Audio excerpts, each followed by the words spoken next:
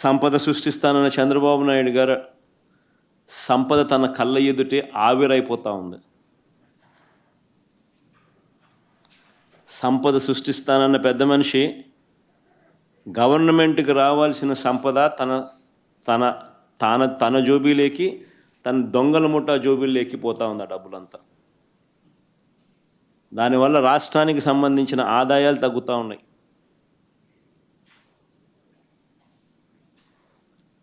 సంపద సృష్టికత దేవుడు ఎరుగు, సంపద ఆవిరి కనిపిస్తూ ఉంది. ఆ స్లైడ్స్ ఏమో ఒకసారి.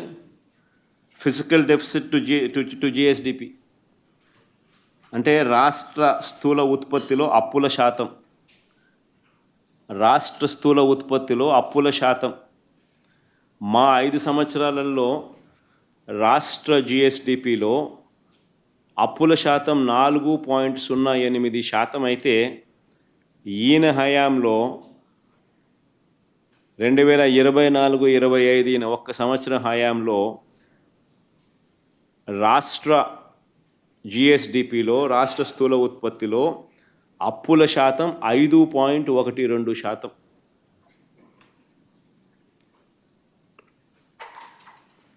రెవెన్యూ డెఫిసిట్ టు జిఎస్డిపి అంటే రాష్ట్ర స్థూల ఉత్పత్తిలో రెవెన్యూ లోటు అంటే రెవెన్యూ ఖర్చు కోసం అప్పుల మీద ఆధారపడే పరిస్థితి. మా హయాంలో రెవెన్యూ డెఫిసిట్ టు జిఎస్డిపి 2.65% ఉంటే 5 సంవత్సరాలు కలిపితే, కోవిడ్ లాంటి మహమ్మారి ఉన్నా కూడా, మళ్ళీ ప్రత్యేకంగా చెప్పాలి నేను ఇక్కడ, కోవిడ్ లాంటి మహమ్మారి ఉన్న పరిస్థితుల మధ్య మా పర్ఫార్మెన్స్ ఇది. రెవెన్యూ డెఫిసిట్ టు జిఎస్డిపి అంటే రెవెన్యూ ఖర్చుల కోసం రెవెన్యూ రాష్ట్ర స్థూల ఉత్పత్తిలో రెవెన్యూ లోటు, రెవెన్యూ ఖర్చుల కోసం అప్పుల మీద ఆధారపడే పరిస్థితి. 2.65% మా హయాంలో ఉంటే 3.61% చంద్రబాబు నాయుడు గారి 2024-25లో రెవెన్యూ డెఫిసిట్ టు జిఎస్డిపి. 2024-25లో 3.61%. ఇంకో సైడ్ రాష్ట్ర చరిత్రలో ఇంకొక నిజంగా కని విని ఎరగని ఒక ఘటం ఇది.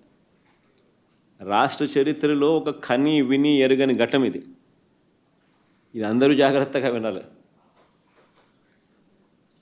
మా హయాంలో 5 సంవత్సరాల కలిపి మేము 3,2,671 కోట్ల రూపాయల అప్పులు మేము చేస్తే ఆ 5 సంవత్సరాలు కలిపి 3,32,671 కోట్ల రూపాయల అప్పులు మేము చేస్తే, అంటే దీంట్లో రాష్ట్రానికి సంబంధించిన డైరెక్ట్ గవర్నమెంట్ అప్పు కానివ్వండి, లేదా స్టేట్ గవర్నమెంట్ గ్యారంటీడ్ డెట్ అప్పు కానివ్వండి, లేదా పవర్ సెక్టర్ లాంటి public sector undertakings wear state government non guaranteed liabilities of state government కానివ్వండి, అన్నీ కూడా కలుపుకుంటే కూడా చంద్రబాబు నాయుడు గారు దిగిపోయే నాటికి చంద్రబాబు నాయుడు గారికి 1,40,717 కోట్లు చంద్రబాబు నాయుడు ఆరంభంలో చంద్రబాబు నాయుడు గారికి వస్తే, చంద్రబాబు నాయుడు దిగిపోయే టయానికి 3,90,247 కోట్లకు అది ఎగబాకితే, మా హయాంలో 390 కోట్ల నుంచి 3,90,000 కోట్ల నుంచి 7,21,000 కోట్లకు పోయింది. అంటే మా 5 సంవత్సరాలలో కలిపి మేము 3,32,000 కోట్లు అప్పు మేము చేస్తే, ఇక్కడ మీరు ఆలోచన చేయండి. మా 5 సంవత్సరాలు కలిపి 3,32,000 కోట్లు మేము అప్పు చేస్తే, ఒకే ఒక్క సంవత్సరం చంద్రబాబు నాయుడు గారు 2024-25 ఒకే ఒక్క సంవత్సరం అంటే ఈ 12 నెలలు తీసుకుంటే, అంటే ఈ 2 నెలలతో కూడా కలుపుకుంటే, అంటే ఈ ఏప్రిల్ మే కూడా, ఈ 2025 ఏప్రిల్ మే కూడా కలుపుకుంటే, చంద్రబాబు నాయుడు గారు చేసిన అప్పులు 1,61,301 కోటి, అంటే 48.5%. అంటే మేము 5 ఏళ్లలో చేసిన అప్పులు ఏకంగా 48.5% అప్పులు. ఈయన కేవలం ఈ 12 నెలల ఈయన పాలనలో ఆయన చేసిన అప్పులు. బ్రేకప్ కూడా క్లియర్గా రాసినాం చూడండి అక్కడ కిందనే. 2024-25 సంవత్సరం ముగిసే నాటికి 81,597 కోట్లు. తర్వాత ఏప్రిల్ మేలో ఆయన చేసిన అప్పులు 22,500 కోట్లు. తర్వాత జూన్లో ఆయన చేసిన అప్పులు మరో 14,000 కోట్లు. ఎస్డిఎల్ బారోయింగ్స్ మరో 14,000 కోట్లు. Off budget borrowings through APPFC 710 కోట్లు. Off budget borrowings through AP Markfed 6,000 కోట్లు. Off budget borrowings through civil supplies corporation 2,000 కోట్లు. Off budget borrowing through APMDC bonds 3,489 కోట్లు. Borrowing secured on account of Amaravati అంటే world bank, Asian development bank ద్వారా 15,000 కోట్లు. హుడ్కో ద్వారా 11,000 కోట్లు. కేఎఫ్డబ్ల్యూ Germany సంస్థ ద్వారా మరో 5,000 కోట్లు. So borrowing secured on account of Amaravati 31,000 కోట్లు. కలుపుకుంటే 161,301 కోటి చంద్రబాబు నాయుడు గారి ఈ 12 నెలల కాలంలో ఆయన చేసిన అప్పులు.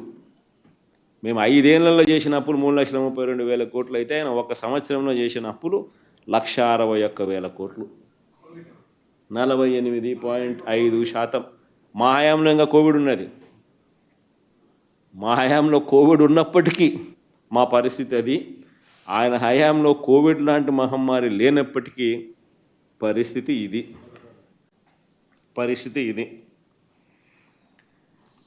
ఇక రాష్ట్రానికి సంబంధించిన ఆదాయాల పరిస్థితి ఎలా ఉంది? రాష్ట్రం సంబంధించిన ఆదాయాలు ఎలా ఉన్నాయని గమనిస్తే రాష్ట్రానికి సంబంధించిన ఆదాయాలు రాష్ట్ర ఖజానాలోకి రావడం లేదు. రాష్ట్రానికి సంబంధించిన ఆదాయాలన్నీ కూడా చంద్రబాబు నాయుడు గారు ఆయన గజదొంగల ముఠా పంచుకొని తింటున్నారు. అది క్లియర్గా కనిపిస్తుంది. 2000 ఈ ఫస్ట్ హోల్ ఇయర్ పెట్టుమా, అదే ఫస్ట్ హోల్ ఇయర్ చూపించి తర్వాత దీన్ని కొట్టుదాం.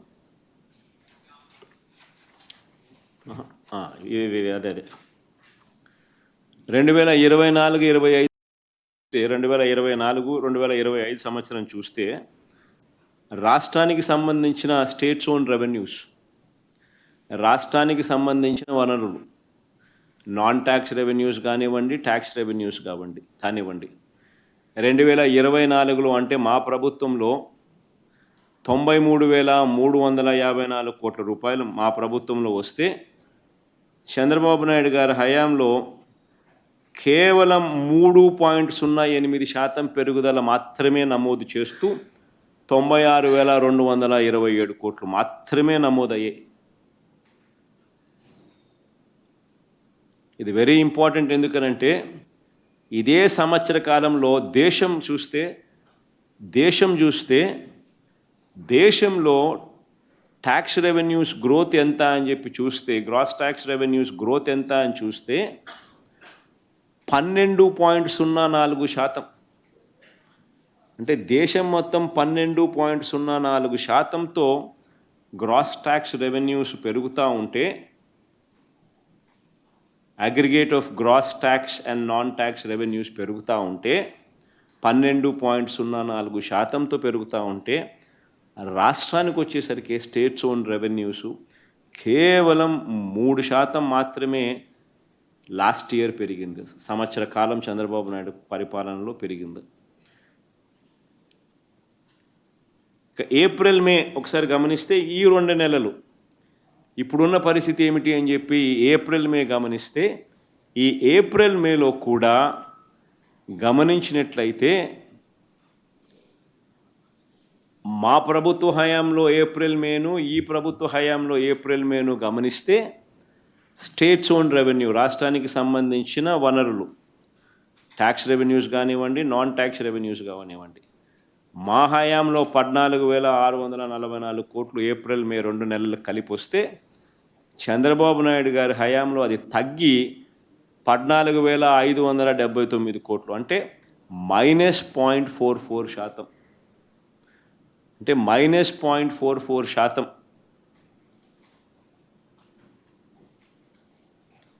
అంటే రాష్ట్రానికి సంబంధించిన ఆదాయాలు రాష్ట్ర ఖజానాలోకి రాకుండా చంద్రబాబు నాయుడు గారి జోబులేకి, ఆయన గజ దొంగల ముఠా జోబుల్లోకి పోతా ఉందని చెప్పడానికి నిదర్శనం ఇది.